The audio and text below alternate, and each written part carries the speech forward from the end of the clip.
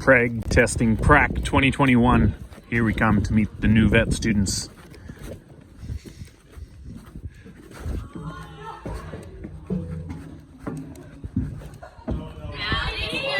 Eight of Murdoch's elite. I come bearing iced coffees. Who wants an iced coffee? Howdy, howdy, team. How you going, squad? You're on YouTube. All right, come grab an iced coffee, team. That's it. YouTube pays for iced coffees. Pile in, pile in. Howdy, howdy. How you going? Let me put that up here.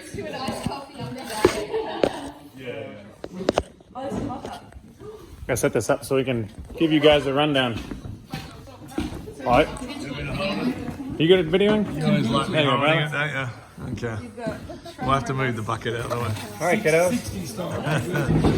Everyone get an iced coffee. Thank you.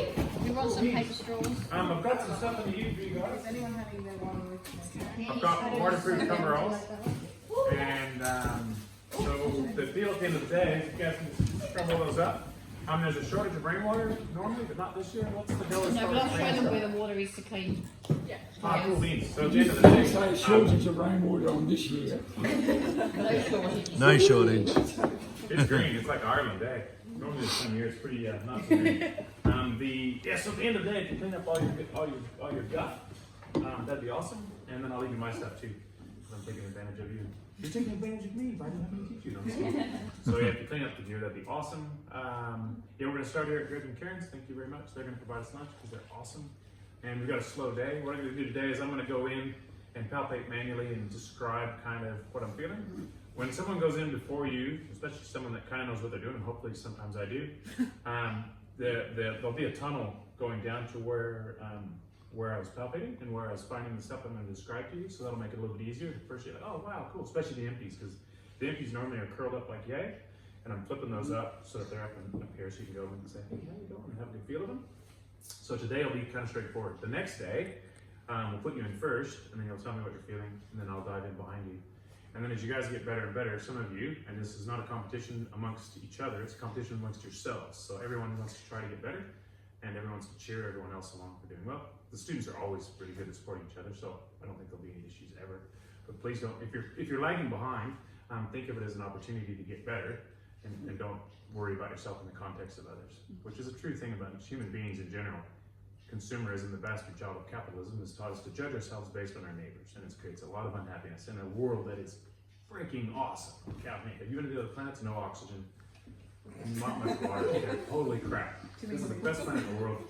This is the best state in Australia, potentially the best country in the world. This is the best town in the best state in Australia. And this might be the best farm in the best town, in the best state, in the best country, in the best planet in our solar system. So you're lucky to be here. Yeah. Okay, so we're going to go into them and have a palpation with these ladies. We're going to, why are we Preg testing? Anyone? Yeah. But the main driver for these guys economically is to get butter off the empties. So in the course of the 2 weeks, I want you guys to work out the return on investment of Preg testing. So you got to ask a lot of questions like, what would you do if you didn't Preg test? What's the cost of Preg testing? It's ginormous, et cetera, et cetera. So that's going to be kind of a fun little challenge. Also want you guys to shoot lots of videos. Normally I get you guys to do a PowerPoint presentation, but this time just do some videos and put them up on YouTube. Yeah. That way I can keep buying ice boxes. Making money. Yeah. Don't bring me the money! If you want to graduate, that is. So this will be pretty cool. So we'll get into these ladies. We'll go through a bit of safety stuff. So a lot of what we do is about some safety things. The reality of this trip is I'm probably not going to send you away where you can go to work for somebody and start practicing, like without being supervised. But hopefully it'll give you some good grounding, some good animal handling stuff, some ways to protect yourself from getting hurt, et cetera, et cetera. Get you plenty of bumps. It's gonna be awesome, cool beans. So now we have our introduction phase. Everyone, even though I know most of you, you gotta introduce yourself, say where you're from, and then you have to come up with a question about the practice. So I'll start with Georgie. She's smiling the biggest. I'm Georgie. I am just from Perth. North Margaret River. What is What question about Prac? You could ask me about what's my favorite hobbies, what's my star sign, but I prefer something about Preg. I am a couch. How do you find this out? Is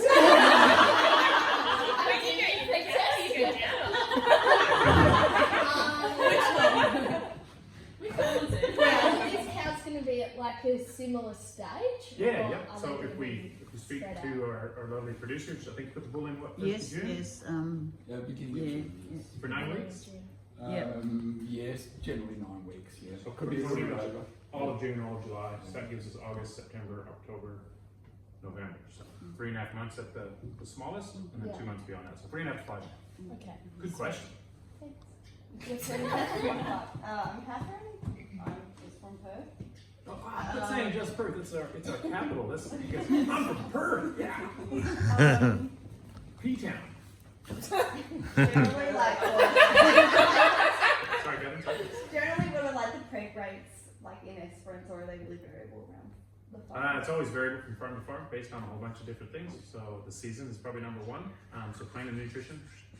That this year it looks pretty green now. The cows are really fat, but it wasn't actually that good in June. It wasn't until mid-July. Especially people that have a lot of kikea, which is a perennial out of Africa. They came here and a lot of it's used in Esperance.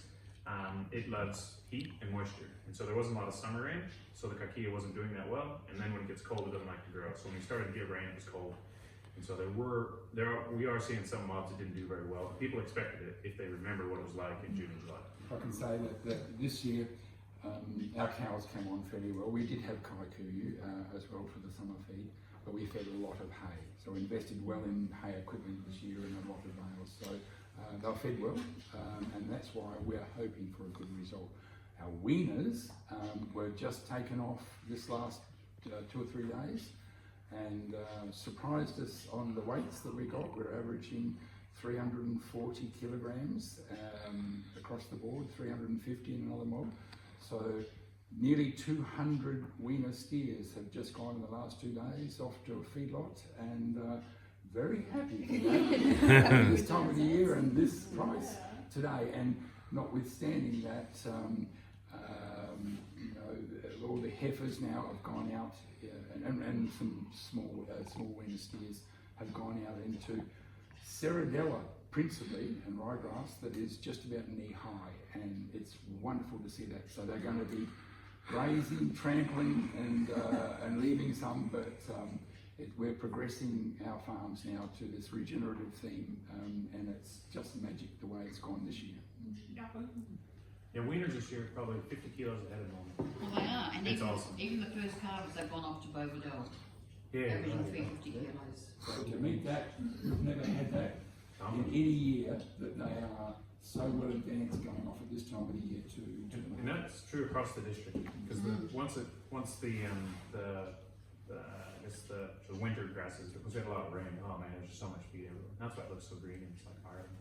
And then speaking of what Greg was talking about, they had an exceptionally good or very good AI conception rate as well, because they just really looked after their heifers. So in a tight year like this, it's pretty easy to let your heifers. Heifers need two things. They need to reach a critical mating weight. They need to get a certain age when they start cycling, and then they need to be on a rising plan of nutrition. So it's like those two aspects need to be covered. If they're not big enough, but they're on the up, they haven't hit puberty. If they're big enough, but they're coasting downward, they won't cycle. So, yeah, they get the numbers. found us a nice American red Angus bull, A Seppo Ram.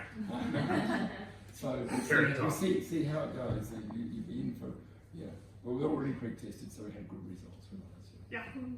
Cool beans. Got this up. Did that answer your question mostly? But specifically around the district, we target about 90% in our cows. In the heifers, most people in Esperance over the time I've been here most people used to join them for the same length as the cows. People used to join cows for about 3 months when I got in, most of the producers, and they joined the heifers for the same.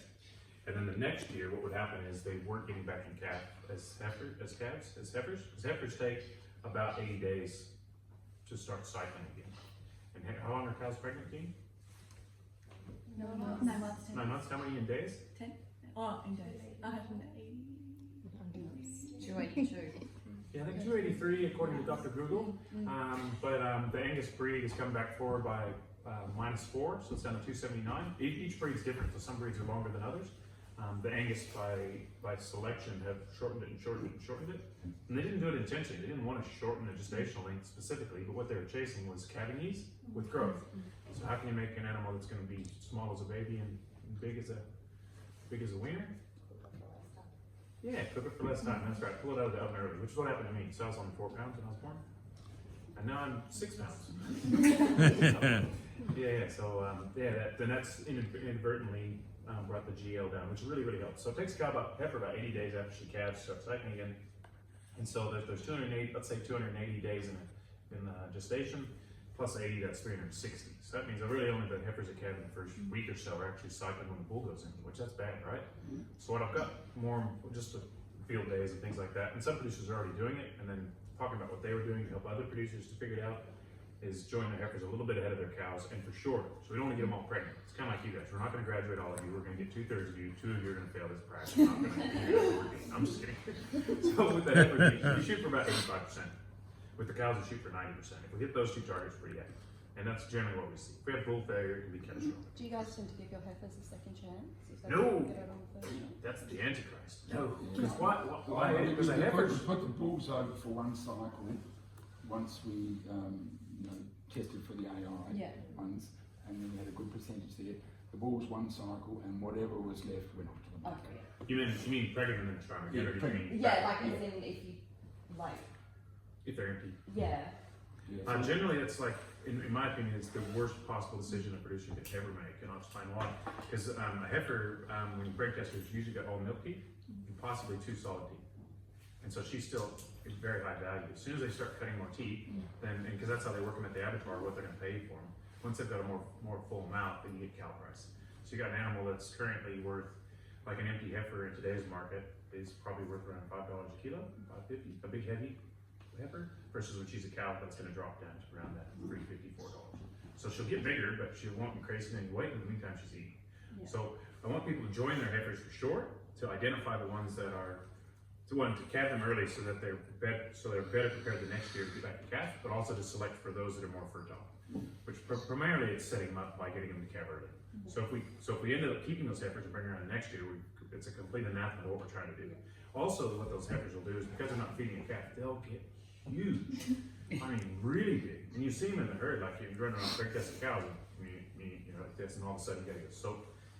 Gotta get up on the milk preg test one. You go, what's her story? Oh, well, she didn't calve as a heifer. So because she didn't raise a calf, the partitioning of resources to feed the calf or feed herself, they get really big. They fulfill their genetic potential, and we don't want a 700 or 800 kilo cow, because a 700 or 800 kilo cow is kind of like having a 10-bedroom house. It's pretty nice when you have a bunch of friends over, but when it's just you and your wife banging around the joint, it's a lot of cleaning. So it's all about maintenance costs. So very good question. It brings up a really good point. But like anyone that says, I want to give my heifers another chance, I do everything in my power to talk about it. It's my job to make the producers more profitable. So I go, nah, they gotta go. But that's a really good heifer. Not a good heifer, she's not pregnant. A good heifer is pregnant. Well, they've got to introduce themselves. Yep, we're working our way around the table. Thank you for keeping me on task. So I don't have to ask a question. I'm Sophie. I'm from Perth now. And what's your approach to preg testing? Walk us through. I stick my hand in their ass. So I've shown Schultz and George and a bunch of you guys, but with myself, I'll show you kind of how I position myself, trying to not get hurt. This crush that we're using doesn't have kick gate, so there's a bit more emphasis on, which works out great, because it's just an emphasis on how not to get hurt when you don't have kick gate. And as I slide my hand in, the first thing I come in rectally with my hand, elbow turned like this, because when you're stiff arm trying to put your arm in, which is your instinct to push in hard, if you're halfway in and then the cow jumps to the side, you can't, and it's going to throw you up against the side of the crush, or you're going to hyperextend your elbow, and that can ruin your week or even your month or a year or perhaps even a career. So when I go in, I'm like this, so that way you've got good motion. If she's bouncing around, which I sometimes do, sometimes crushes that squeeze up are better at preventing injury, but not all crushes, and a lot of crushes don't have any squeeze to them, so they're kind of like a cock and sock. So I put my hand in like yay. I meant like a chicken. I don't know what you were thinking about. So then the first thing I do is I go in like it's kind of like twisting a fork as I roll my hand in, and then I'll stiff arm for a minute to get the rest of my arm in, but I try to minimize the amount of time that my arm's straight. And then I do a bit of a back, it's kind of this is the inside of the pelvis of the cow. You can get your hand in the rectum. Here's the vagina, here's the rectum. The uterus is always attached to the vagina, by luck. And so as I go in, I kind of backhand, I just have this quick motion of backhanding just to push anything out of the way, and then you're always tunneling down. It's kind of like you're trying to reach your udder from the inside. And as I come in, here's the cervix connected to the vagina, connected to the uterus down here. As I come in, I quarantine across, and then I come across like this. So as I push everything kind of out of the way, and then I'm down, here's the rim of the pelvis, and then I come across like this. And if that's the uterus there, I come up under the uterus. So I come in, I'm pushing it over to the right hand side, and I'm working to my bicep, which is why I like to go left-handed. There's all sorts of reasons to use left and right. We'll talk about that in the crush. So I come up under it, and then I run my hand up over the uterus. And then what you're doing is you're feeling, it's like braille, you feel for cotyledons, fluid, the calf, and you can estimate the stage of gestation. If she's empty, and I go in, like for you guys, you don't probably yet have that tactile feeling. Like a really good guitar player can be talking to you like, but I've done it so many I don't have to think about it anymore. If I stuck my right hand in there, I would be useless, like really, really bad. I don't know what the hell's going on. This hand's like telling me what's happening. So as I go past, I'll feel that kind of empty uterus as I'm going in deep, and I'll come back and grab it. But when you're new to the job, you're not quite there tactilely. So go down, have a feel, can't feel anything like where the pregnancy is supposed to be. So then I'll come back up and into the pelvic inlet, because probably you've got a uterus sitting here like this, the two horns, and come across, and then I'll pick up the body of the vagina, or the cervix, or even one of the uterine horns, which is the left. I'll pick it up like that in my hand, and I'll bring it up and pull it back like this. And what I'm trying to do is it's struck under the broad ligament, so the uterus is suspended in this kind of like a tarp called the broad ligament. The ovaries are out here on the end. There's the little fallopian tubes going down the uterus, and they're called horns because they're curled up like ram's horns typically. And so what I need to do to palpate them is I need to flip them out. And one of the most common mistakes for a reasonably good Preg tester who's starting to learn though, is when the uterus is like this, when they get a pregnancy in one horn, as it grows, it jams up under the broad ligament, pushes the broad ligament up, and you've got this pregnancy sitting there jammed up against the broad ligament. And when you go in, the left horn's sitting there freely floating and no fluid in it yet. And you grab that and you're like, oh, you're so nice. I love you. Oh, I can feel the uterus. Oh, I can feel it over. This is so good. I'm really doing well. Meanwhile, your pregnancy's here. You go, it's empty. And I come in and go, you go, holy crap, where'd that come from? It was under there. So just be aware of that trap. So how do we get it out of there? Well, here's the coming across, picking up the cervix or whatever, and reefing it up, and that'll kind of free it up. Sometimes you can like fishing, and then go grab it again. Because remember, it's like there's a vacuum in there. It's not like a big room full of air, like in here, when you drop it, it's might drop. It's when you let go of it, it's gonna slowly slide back. So you reef it up, you can then go back and grab more and just keep progressively dragging it up. The other trick, and I've got 2 things that I printed out for you guys to read in your downtime, is you bring it up, and then you bring your hand under it like this, and you put it up against the roof of the pelvic inlet, and then you slide your hand forward. So if the horns are sitting like that, as you roll your hand forward, kind of like a pool cue, that will unfurl that left horn, and then you can grab that left horn and reef it back into the pelvic inlet. And you just kind of pull it, kind of like pulling your socks up. And then there's an intercorneal ligament, so like a little fimbria embedded between the 2 horns, and you grab that and have a bit of a feel of it, and then go with the right horn. And so generally I'll go left horn down to the ovary, back to the middle, right horn up to the ovary, right horn, left horn. So I'll go through it twice. And when I do it, and then you guys come back and go, oh, there it is. That would be pretty cool. Does that answer your question?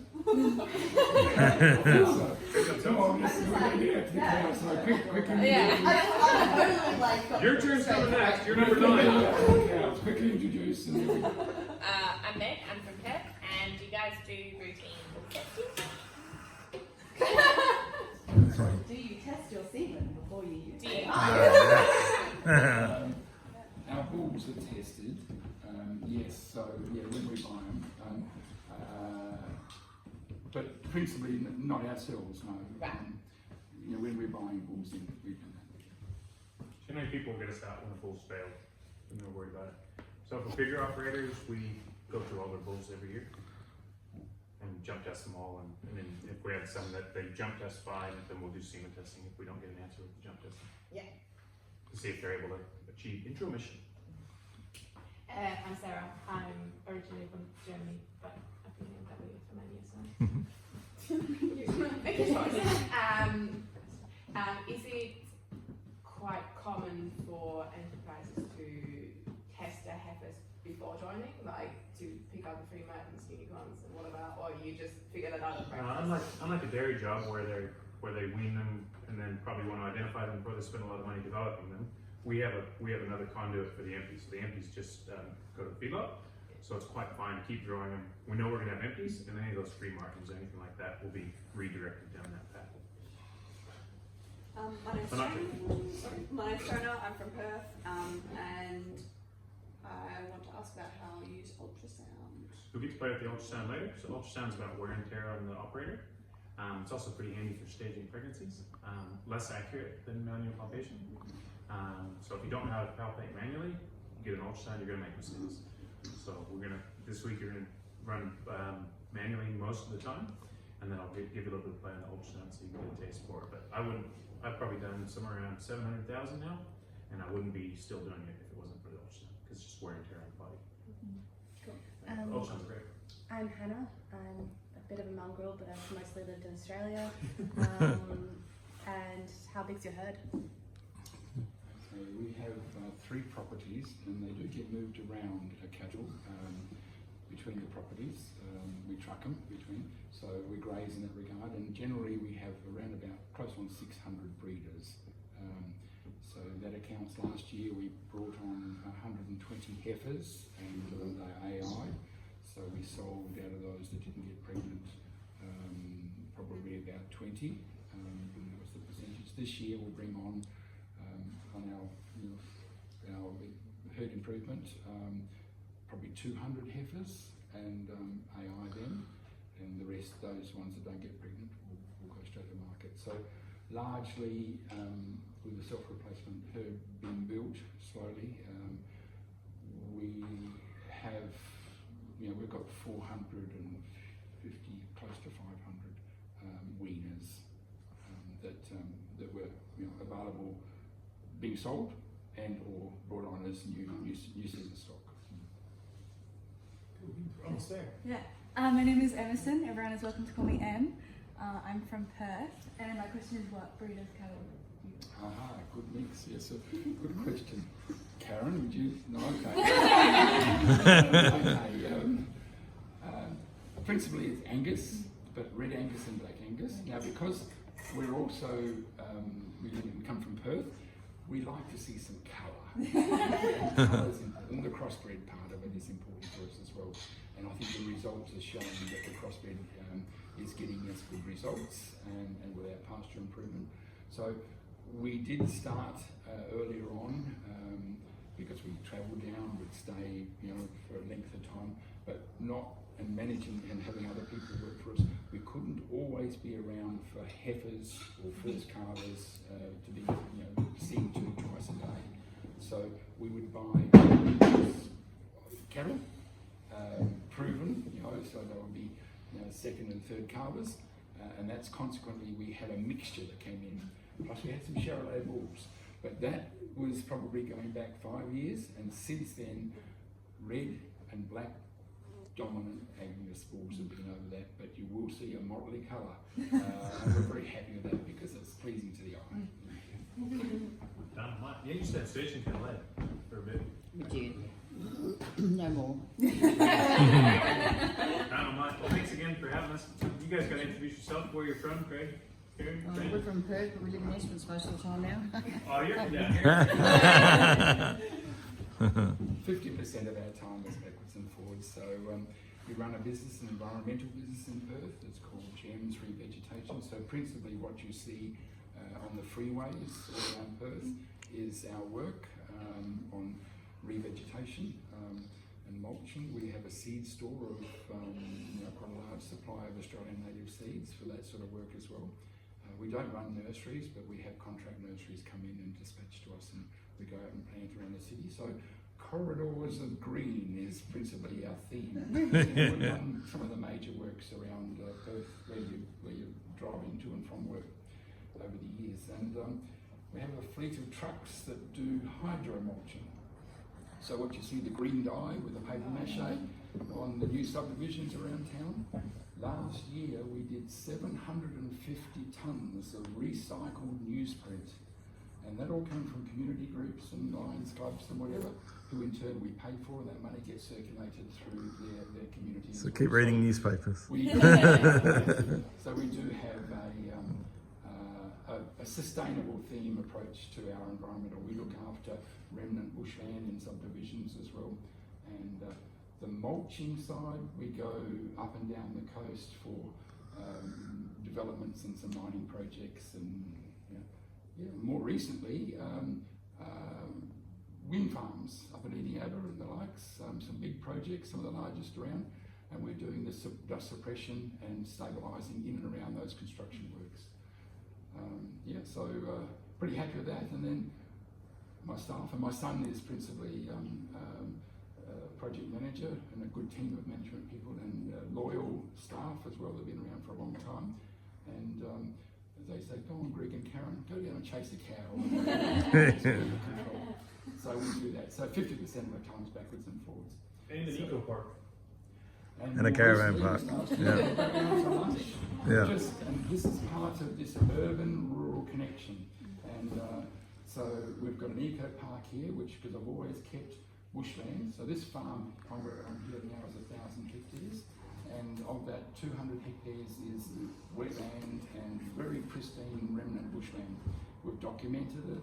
We've got close to 100 birds recognised and documented, as well as close to a couple of hundred species of plants that my botanists have come down.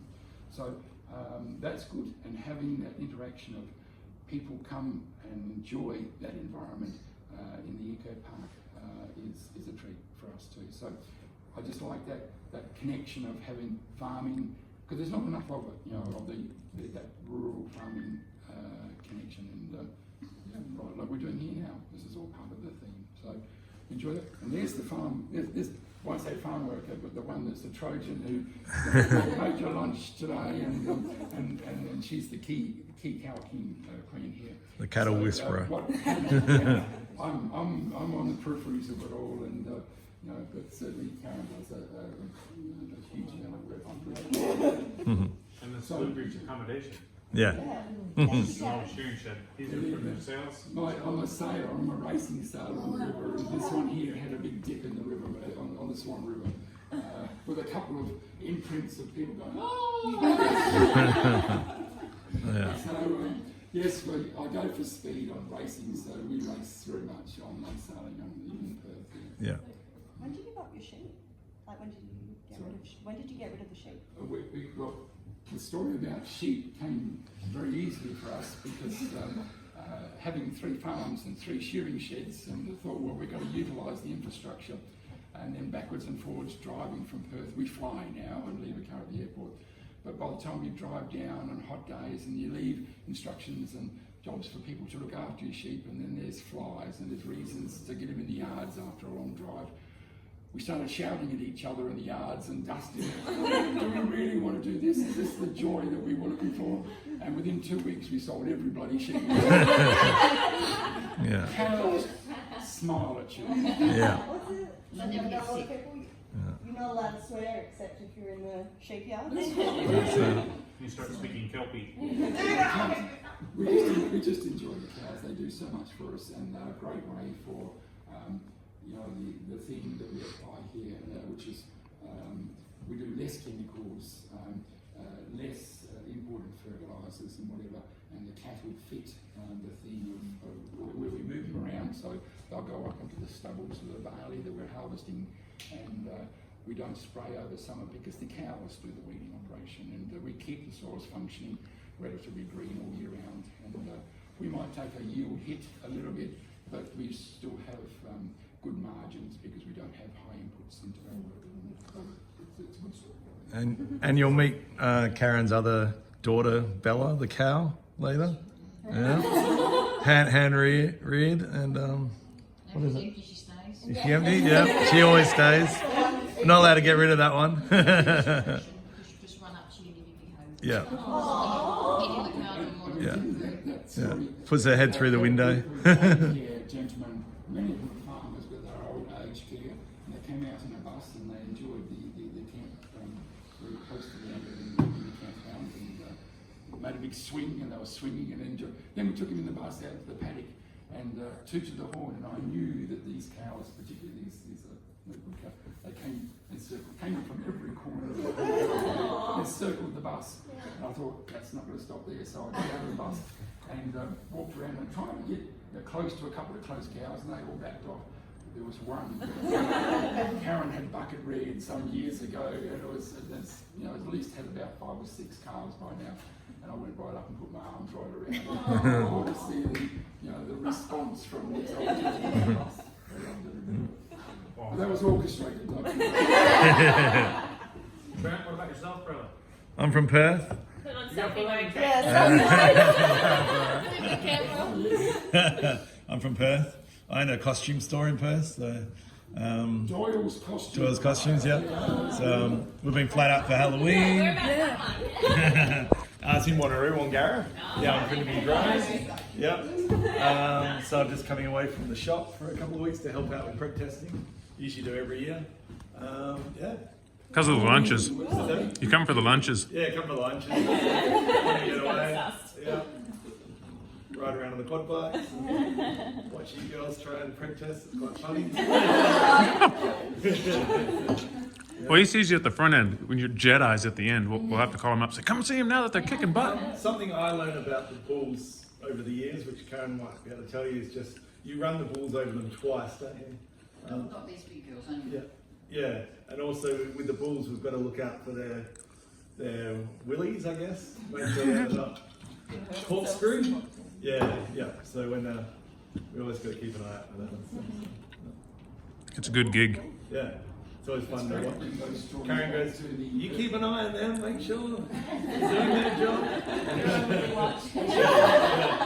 When you go and talk to your friends about the various issues with bulls, and I go back to my office in Perth, and he says, oh, God damn, we're another corkscrew yet.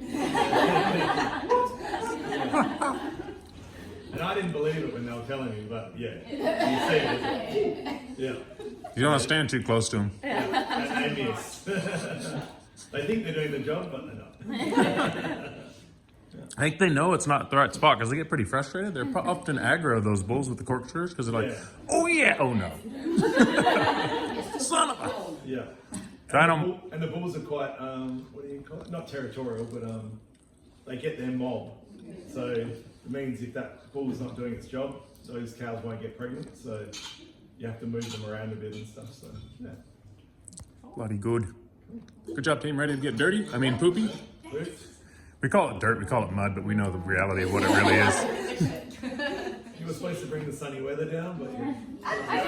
Oh, that's blue skies, brother. We took long enough doing the introductions that it's lined up. See? It's supposed to be a warm day today, so... All right, cheers, team. Let's go. Woo!